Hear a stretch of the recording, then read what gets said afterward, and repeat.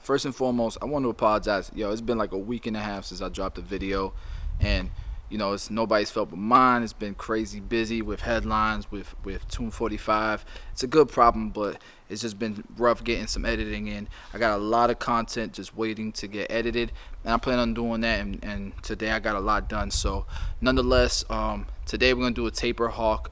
Pretty much, it's gonna be like a high taper on the sides, into the curly top. We're gonna do his beard. We're gonna hook him up. Hopefully you guys enjoy this video. You learn a lot, and if you do, make sure you hit that subscribe button. There's one in the very corner. Hit that subscribe button, comment, like, share, all that good stuff. Appreciate you guys. Let's go ahead and get started.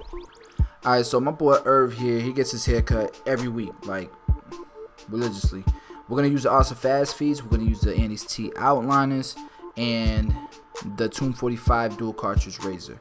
He gets his haircut every week, and he switched it up recently to this haircut, to this style right here. And this is how you start. You're gonna do like a half moon from the middle of the ear over to the corner of his hairline, pretty much where the arch ends. We're not gonna give him an arch. We're just gonna give him a high taper into the hawk. Now with this number 3 guard, we're gonna go ahead and start clearing out bulk and like shaping it. Like right here, I'm kind of just going with the grain but freehanding at the same time. And then we'll go against the grain to bring it in. And right now it's a number 3 open, but we're gonna go ahead and close it. And now we know that we're going from that initial guideline from a 0 to a 3. And this is how we're gonna blend up to it. You're gonna open the lever as shown here every 1/4 inch that you go up. So you open it, flick, open it, flick. And if you trust the system and you go up every 1/4 inch, even though you're creating a line every time you go up, it will come out blended. And you'll see how I do it here. See how I open it up some, go up a 1/4 inch, open it up some again, go up some more.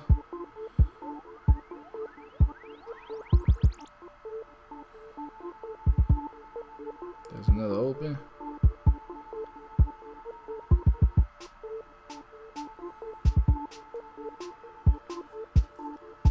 Trust the system, guys. And we're using corner. We're using a lot of corner of the teeth.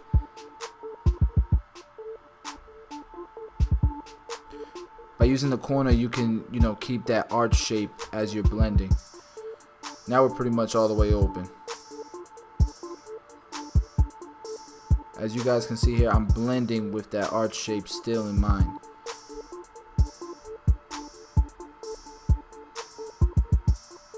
And it might not come out flawless. You might have to close it some and go back and kind of touch up like I'm doing here.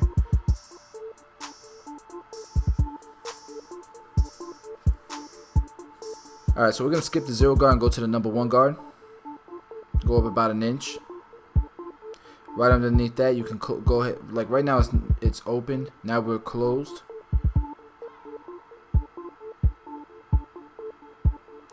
And what blends from a 1 guard open to a 3 guard close is in between. It's the number 2 guard. We're gonna start off open, number 2 guard open, and then right underneath the 2 guard open, we're gonna close it. And it doesn't always come together right there and then. You might have to go back to the 1 guard open and use the corners just to clean things up. Here now we're going to the number 0 guard. If you're using walls, it's the little gray half guard. And we're pretty much going to bring everything together now. You don't have to start off with the 0 guard open. It could be like midway open. And then once it's closed, you should get a feel of how that transition is going to look, as you can see here. Now, I typically almost always have to go back with no guard open and detail it. A lot of people call no guard open a half as well, but I don't want to confuse you with that and the half guard. So, as you can see here, I'm just detailing. I'm opening and closing the lever with no guard on the clipper, just to kind of get that blend the way I want it. Spending a little extra time detailing.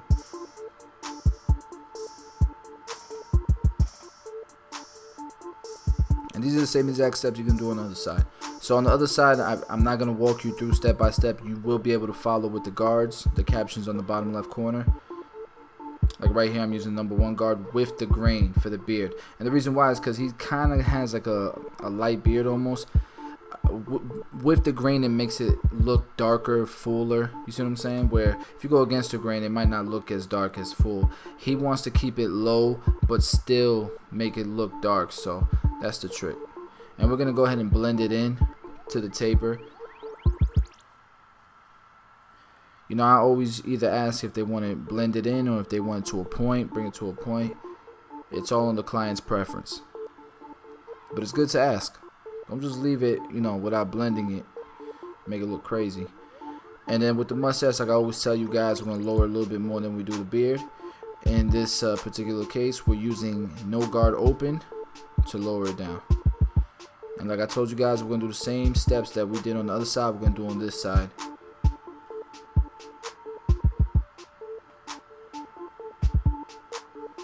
So I got a couple more videos that I'm going to do with the fast feeds. But, you know, can't keep using the fast feeds. We got to switch it up. So, you know, I've used the masters. I've used magic clips. I've used the barber list, the fast feeds.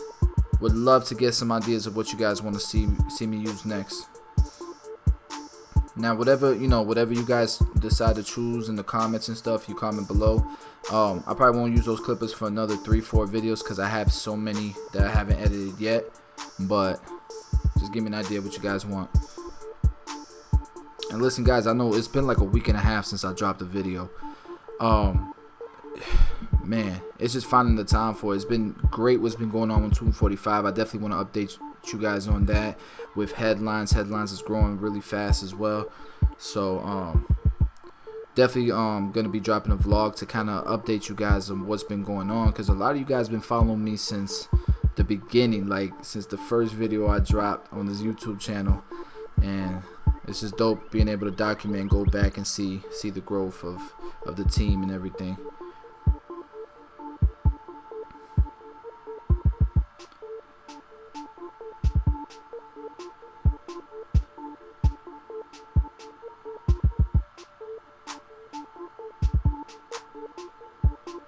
Oh, and I have to let it be known. I promised Irv I would do this.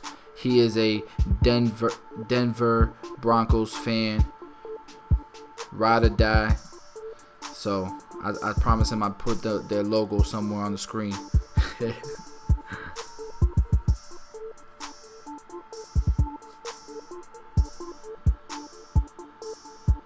One thing I noticed about these fast feeds, just to give you guys an update now that I've been using them like a month now, man, the wood grain look is starting to chip. I didn't think they would chip on these. I really didn't think. Like, I've seen that it chipped on other styles and stuff, but on the wood grain, I thought it was going to stay forever, and it's starting to chip. So I definitely want to update you guys on that. If you're looking to get these fast feeds, be aware, they do chip. The maroon ones don't chip, but these do. At least from my experience, I haven't seen them chip.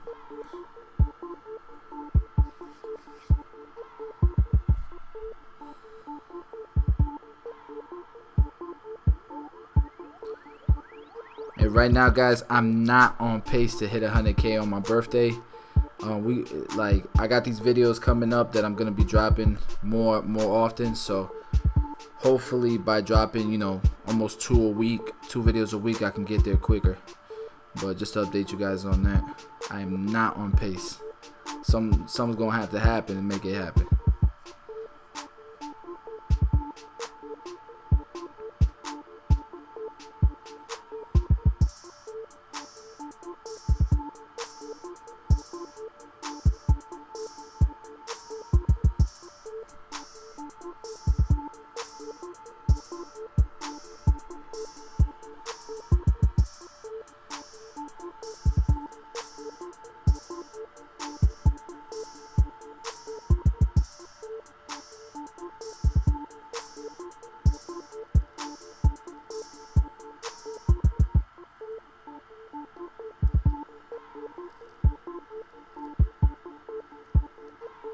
Alright, so here we're going to pick him out. We're going to pick his hair out, comb it out real nice. And we're going to freehand the top. Kind of just, you know, get all the scraggly hairs and shape it up. Give it a nice shape to the shape of his head. We're not going to try to box it off or anything like that. That way when he wets it or he styles it, whatever he wants to do with his hair, the curls are formed to his head and not looking boxed up. Because that's not the look he's going for.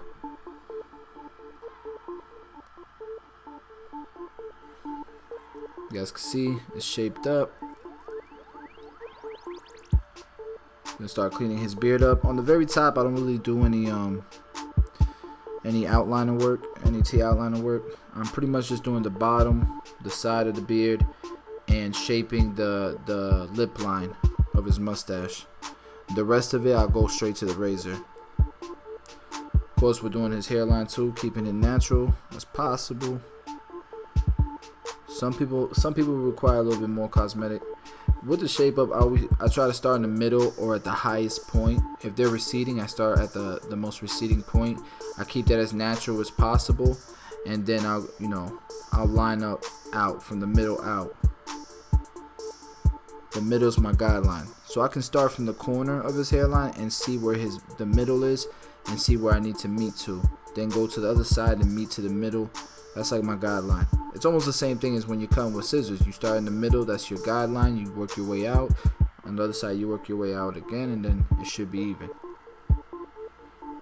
I think the same principle works really well with lineups. Try it for yourself. Let me know what you guys think.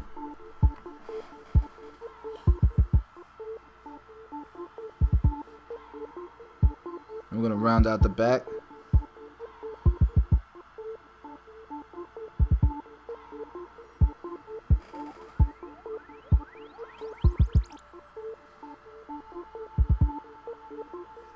My T outliners are not zero gap.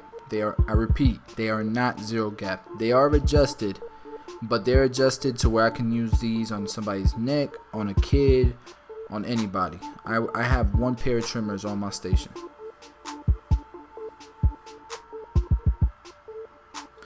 And we got the 245 shave gel. You guys already know all you need to know about the 245 shave gel. But I did want to update you guys and let you know that the Barber Depot in New Jersey, really close to the city, to New York City as well, they're carrying 245 now. They are the latest barber supply store to carry 245, and again, it's because of you guys. People walking into their store asking for 245 shave gel, and they're like, they didn't even know who I was. They're just wondering, who is this guy? What is 245 about? And they ended up making a pretty large order, so shout out to Barber Depot. Make sure y'all go out there and show support, show love. I appreciate it.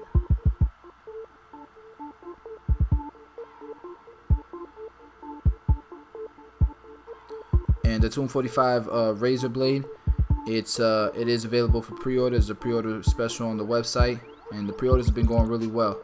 Should be shipping out early December, just in time for Christmas, guys. So you can see, man, like the razor is a game changer. You don't have to irritate the skin by using really sharp trimmers first and then going after it and using the blade.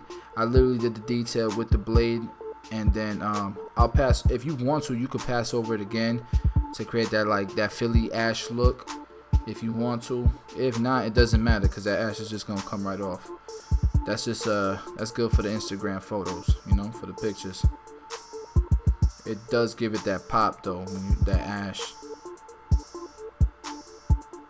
But I like to, for the most part, I like to wipe away the debris, just so I can make sure that line is really sharp. It's not just, getting covered up by debris.